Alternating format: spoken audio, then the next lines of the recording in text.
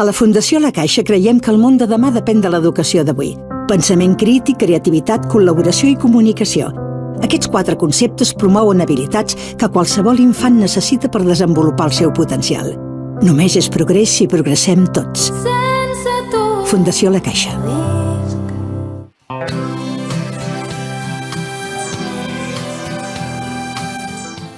Hola, buen día, ¿qué tal? ¿Cómo estén todos?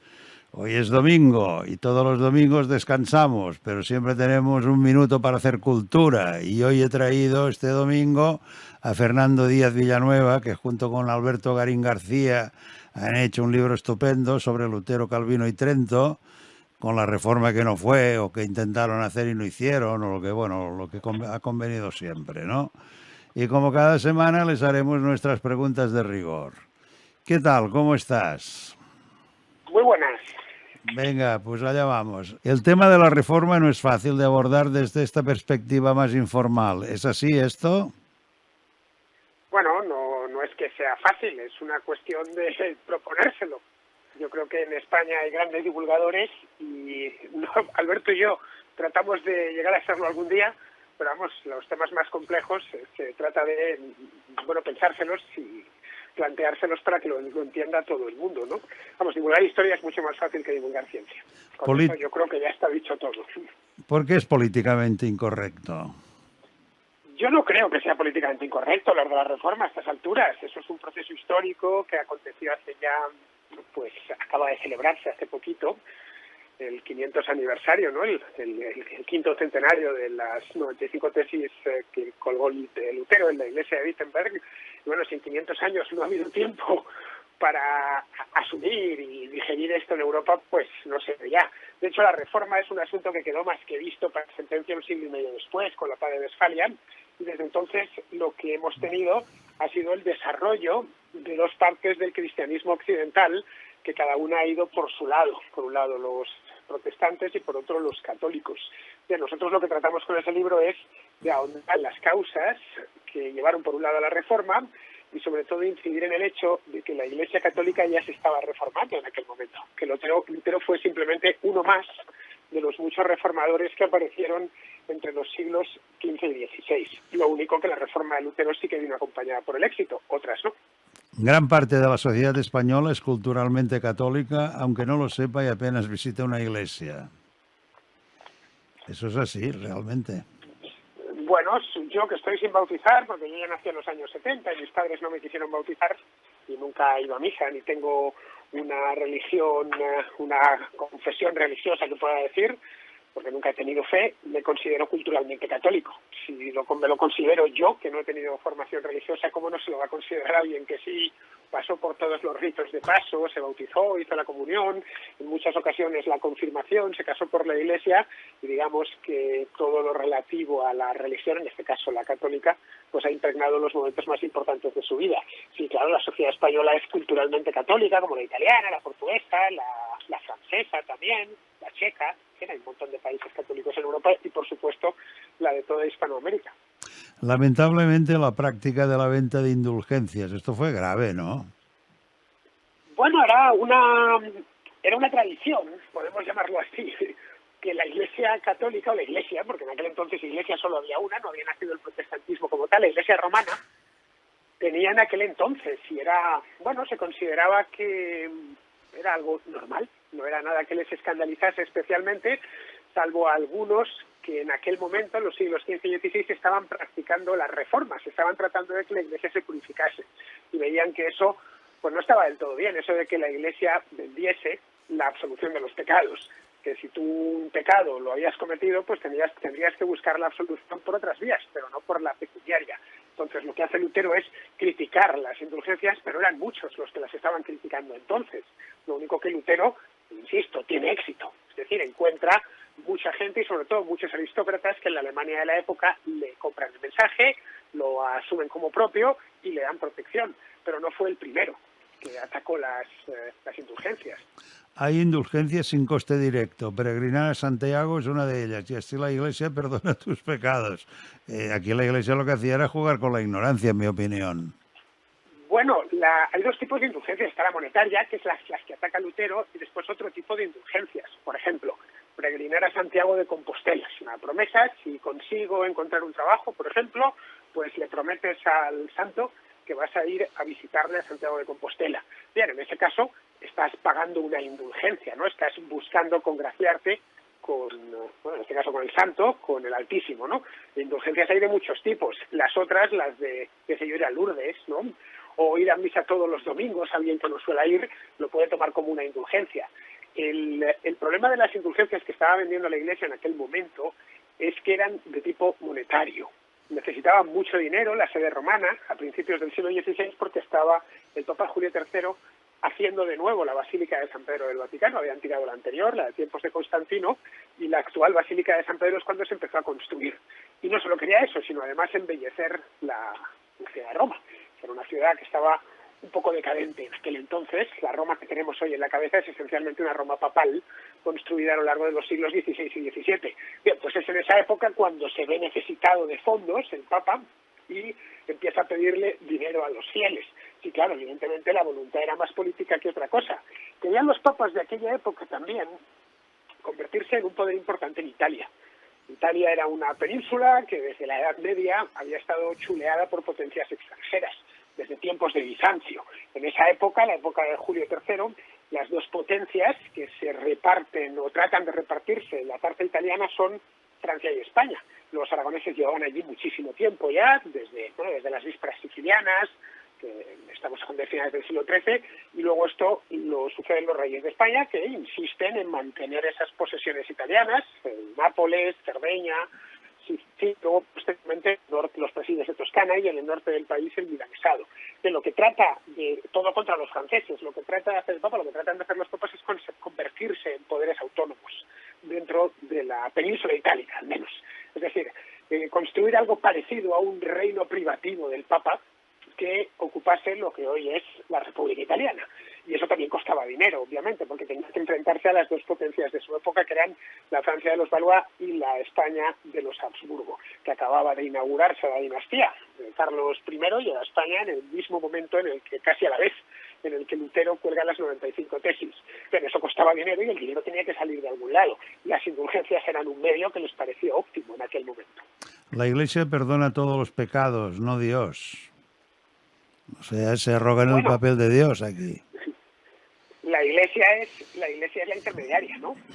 Es decir, es la que el Papa es el vicario de Dios en la tierra, y entonces no va a bajar Dios a perdonarte el pecado. Tiene que hacerlo un sacerdote que dispone de unos poderes concedidos por Jesucristo en su momento para perdonar esos pecados, ¿no?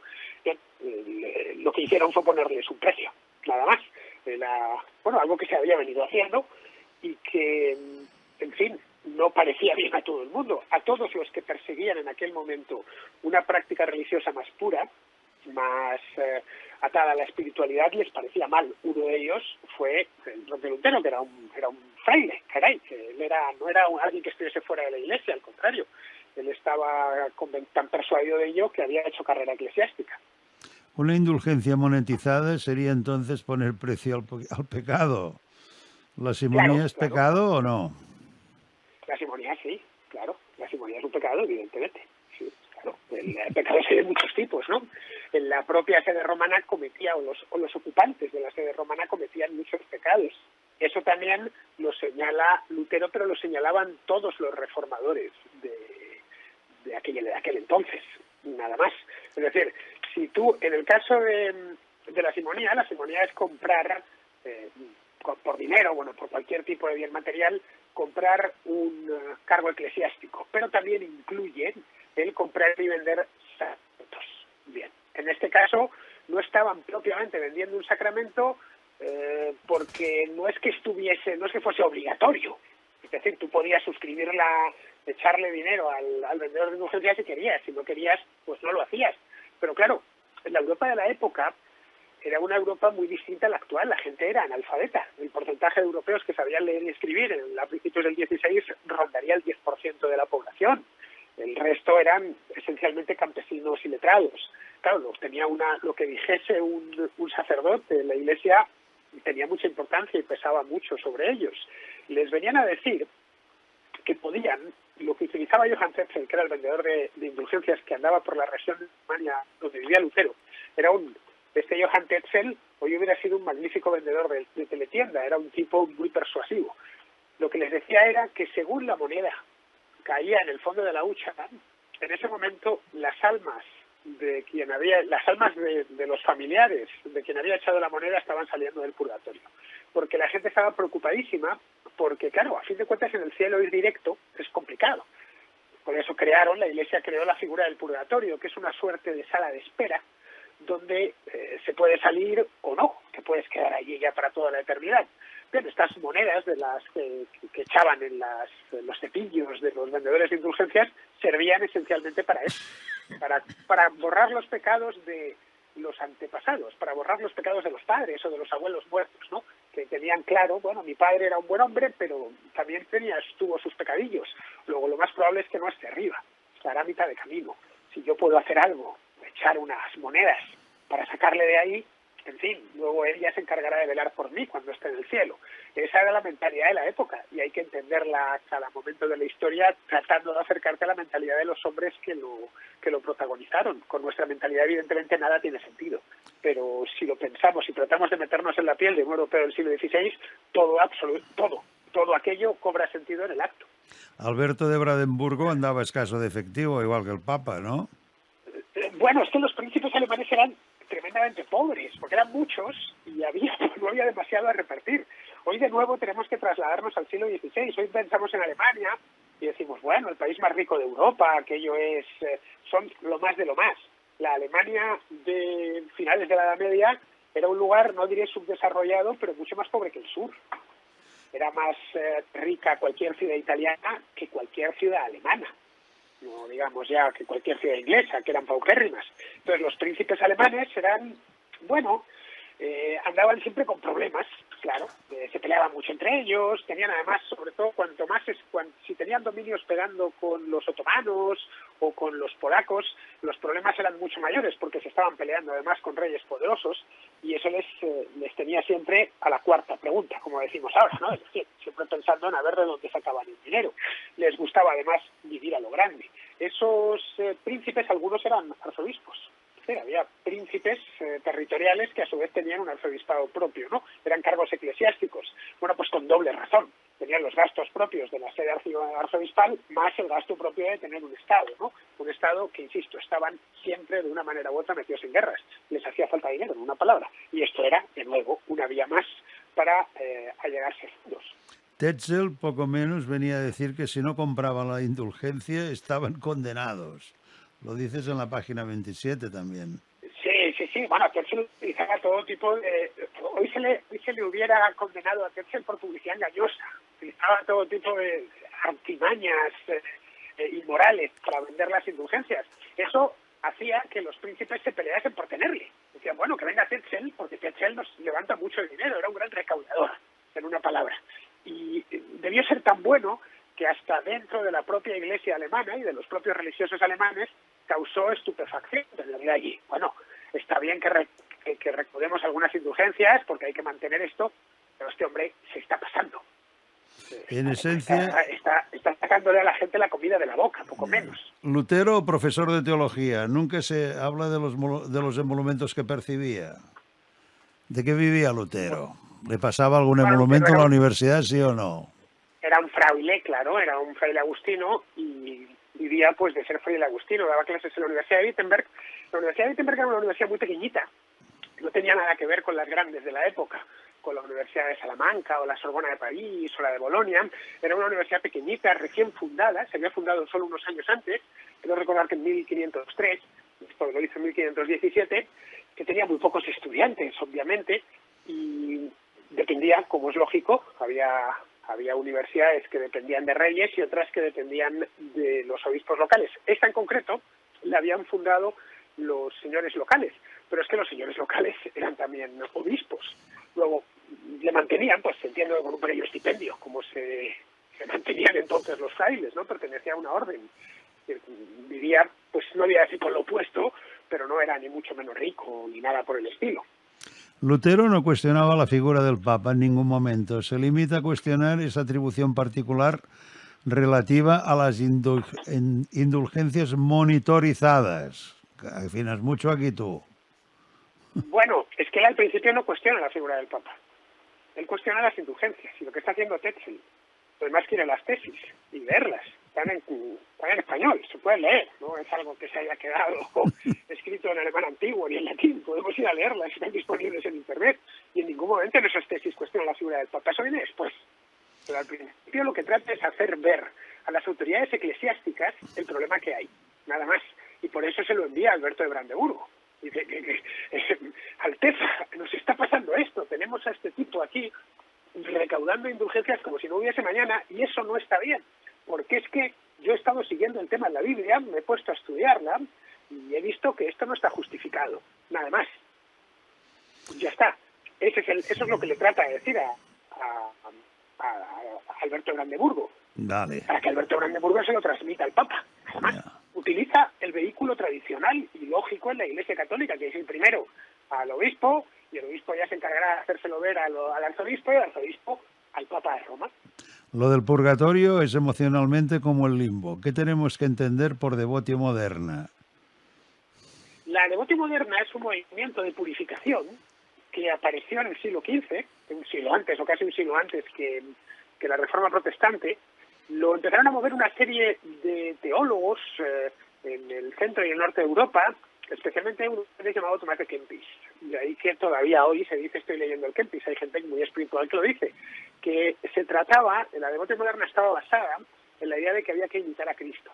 Por lo que sabemos, por las escrituras, su manera de ser, de comportarse, de conducirse por la vida, que hay que estudiar la figura de Cristo como figura central, por algo nos llamamos cristianos, y a partir de ahí imitarle. De ahí que lo de la devoción moderna era la imitación de Cristo, nada más. La devoción moderna tuvo muchísimo éxito. En la misma España, sin ir más lejos, Isabel la Católica la practicaba su hija Juana también. Era una cosa que muchos nobles y aristócratas lo hacían sin ningún problema. Eso era la devoción moderna, pero estaba ya en funcionamiento desde hacía muchísimos años. Lutero seguramente la conocía. Kempis pudo ver la herejía husita y el modo en que el papado puso fin. Sin embargo, la nobleza romana quita y pone sus papas a su antojo. Claro, porque la sede estaba en Roma. Bueno, la sede había estado en Roma y se la llevaron a raíz de poco después, no, pero sí un siglo después, del problema con los cátaros en el sur de Francia, en Aquitania. Terminó, que el problema de los cátaros se lo resolvió el rey de Francia, el papado terminó en Aviñón, una ciudad muy pequeñita en el valle del Ródano, al sur de Francia, en el mediodía, en Provenza. Bien, eso ocasionó un cisma porque llegó a haber 2 papas y hasta 3. A principios del siglo XV, llevaban ya 40 años de cisma, habiendo 2 papas, llegó a haber un tercero, incluso en España, uno de los papas, el famoso Papa Luna, que puso su corte en Peñíscola, la provincia de Castellón. Bueno, pues en el año 1415, el emperador Segismundo decide al final poner orden en aquello y decir, se ha acabado ya, esto no puede ser, esto es un desmadre, no podemos estar con 3 papas, y que va a haber uno. Y en un concilio en Basilea, una ciudad que está hoy en Suiza, justo al ladito entre Francia y Alemania, convoca un concilio, y en ese concilio se acaba el cisma, y eso lo pueden ver, esto es un sitio antes justo de la reforma del protestante, y eso lo pueden ver muchos reformadores. Dicen, bueno, este concilio ha servido para 2 cosas. La primera, para poner fin al cisma, y la segunda, para poner fin a un problema que tenemos en Bohemia, que tenía la Iglesia en Bohemia, lo que es hoy la República Checa, con un reformador llamado Jan Hus, que había hecho de nuevo un intento de reforma. En el caso de Jan Hus era un intento de reforma rupturista en esa misma época. Bueno, a Jan Hus le metieron fuego ahí en la misma Basilea y se acabó ese problema. Pero la idea de que la Iglesia tenía que ser reformada seguía presente y se mantuvo a lo largo del siguiente siglo. Y los papas además aprendieron algo, y es, bien, hemos estado dependiendo de los reyes de Francia y ahora dependemos del emperador de Alemania. Tenemos que ponernos por nuestra cuenta de una vez, porque al final estos tipos, ya sea un rey o un emperador, nos están obligando a celebrar concilios y están metiéndose donde nadie les ha llamado. Así que cuando llega Julio III al Vaticano, lo primero que hace es, se va a acabar esto, vamos a a construir una nueva basílica, vamos a convertir Roma en una gran capital, en un poder terrenal propio, y ya se va a acabar lo de que nos estén fiscalizando con concilios, lo de que tengamos que pedirles ayuda cada vez que tengamos un problema, en fin, que si te fijas, todos los hechos históricos están enganchados uno del otro, para que empecé esta reforma a principios del siglo XVI. Tenemos un papa con poder de convocatoria y con capacidad de influir, con autoritas y en algunos casos con potestas sobre los príncipes y reyes de Occidente. Sin embargo, el patriarca de Constantinopla hacía la competencia al Papa de Roma. Explícanos esto, en 2 palabras, si puedes. Bueno, el patriarca de Constantinopla hizo la competencia al Papa de Roma, pero la media. En la época de la Reforma, el patriarca de Constantinopla ya era un pobre desgraciado. Constantinopla había caído en manos de los otomanos y ya tenía poco que decir. A ver, una cosa que suele ser desconocida es que el Papa de Roma realmente es el patriarca de Occidente. En el cristianismo original había 5 patriarcas de 5 grandes iglesias. Ninguno además estaba por encima del otro. A eso se le llama pentarquía. Los patriarcados eran el de Constantinopla, que era donde estaba el emperador del Imperio Romano. Durante sus 2 últimos siglos de vida los pasa en Constantinopla, la nueva Roma, no en la ciudad de Roma. De hecho, pasó primero de Roma a Milán y después la capital, la sede imperial de Roma a Milán y después de Milán a Constantinopla. Había otro patriarca en Alejandría, que era la segunda ciudad del Imperio Romano, muy importante, no tan grande como Roma, pero casi. Otro patriarca más en Jerusalén, el origen del mismo cristianismo. Otro más en Antioquía, que está en la actual Turquía, justo pegado a Siria. Y otro más, Antioquía era una ciudad importantísima. Y otro más en Roma, que era donde había muerto San Pedro, donde había sido utilizado. Y bueno, tenía pues aquello, la ciudad de Roma tenía todo el recuerdo de lo que había sido el imperio en el pasado. Pero no era ni mucho menos, por lo menos en la Alta Edad Media, ni la ciudad ni el patriarcado más importante. Los patriarcados orientales, Antioquía, Jerusalén y Alejandría, caen en manos del Islam en el siglo VII. Y esto es importante porque pasan a convertirse todas aquellas tierras, esa parte del Imperio Bizantino, en tierras musulmanas. No ejecutan a los patriarcas, pero evidentemente su peso específico dentro de la comunidad cristiana se reduce mucho. Y queda la cuestión de los patriarcas entre 2. Uno en Constantinopla con el emperador y otro en Roma, que trata de tener su propio emperador. Y así se puede entender el Carlomagno, los carolingios y luego posteriormente el Sacro Imperio Romano Germánico. Bien, esos dos papas, esos 2 patriarcas, terminan discutiendo y separándose y excomulgándose mutuamente en el siglo XI, en el año 1059. Eso se le conoce como el cisma de Oriente. Pero vamos, 5 siglos más tarde, en el siglo XVI, del patriarcado de Constantinopla, pues queda ya muy poquito. Pero en origen eran iguales, completamente iguales. A ver. Lo único que a partir de ese cisma se conforman 2 iglesias distintas, las ortodoxas, orientales, que se fijan en el patriarca de Constantinopla, y las occidentales, lo que conocemos como catolicismo.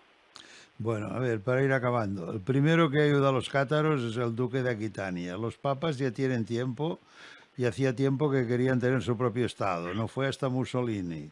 Y sin embargo, los papas de Aviñón, al regresar para quienes se consideraban vicarios de Cristo. A ver, explícanos esto. A ver, los papas lo que esgrimen para ser dueños de Roma y por extensión de Italia es un documento falso, que es la llamada donación constantiniana. Y esgrimen un documento que habían falsificado, que es la donación de Constantino. De esto nos pertenece porque es que el emperador Constantino nos lo cedió. Como nos ha cedido es nuestro. A eso lo llamo también patrimonium Petri, es decir, el patrimonio de Pedro.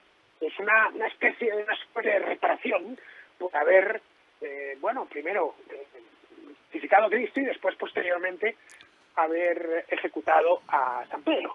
Entonces, esto es una cosa que nos pertenece. Evidentemente, no hubo nada parecido. Al contrario, Constantino tenía muy claro que el que mandaba allí era él y que el Papa estaba a su servicio. Incluso cuando se lleva la corte y la capital a Constantinopla, el patriarca de Constantinopla, si era algo, lo era gracias al emperador. Pero el Papa de Roma, que se había quedado ya con el emperador muy lejano, y luego cuando busca su propio y crea su propio emperador, a raíz del surgimiento de los carolingios, lo mantiene, trata de mantenerlo tutelado. De bueno, tú serás emperador si yo quiero, yo soy el que te corono.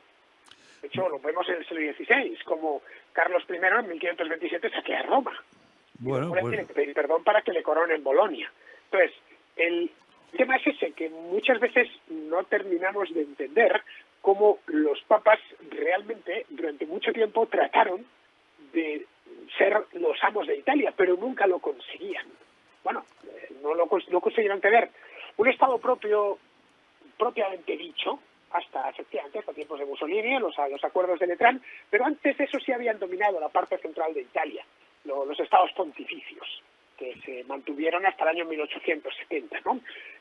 Eran una franja de terreno que iba desde Roma hasta las Marcas, o lo que son, las Marcas, Ancona, que cruzaba en diagonal la península itálica, pero eran muy débiles. bueno, Entonces, no llegó nunca a tener un dominio sobre un la dominio península de italiana. verdad. Bueno, pues hasta aquí.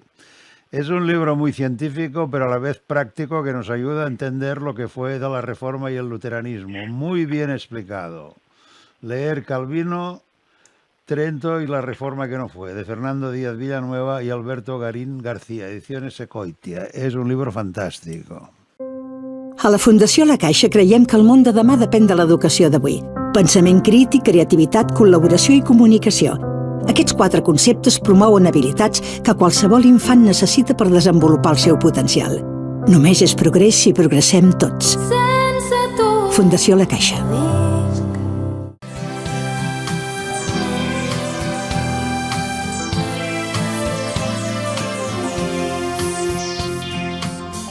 Programa patrocinat per CaixaBank i Saba Aparcaments. Generosament.